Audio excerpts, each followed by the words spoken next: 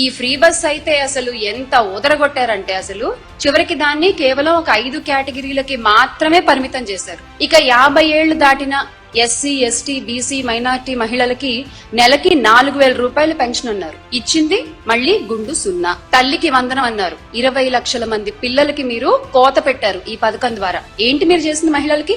ఆసరా, చేయూత, EBC నేస్తం, కాపు నేస్తం, సున్నా వడ్డీ, జగనన్న తోడు అంటూ ఇలా జగనన్న ప్రవేశపెట్టిన మహిళలకి ఆర్థిక స్వావలంబన కలిగించేటువంటి ఎన్నో పథకాలని మీరు రద్దు చేశారు. ఇది మీరు మీ ప్రభుత్వంలో మహిళలకి చేసింది. ఇలాంటి వాళ్ళు ఇప్పుడొచ్చి మహిళా స్వావలంబన, మహిళా సాధికారత గురించి మాట్లాడితే కామెడీ ఉంది, నిజంగా కామెడీ ఉంది.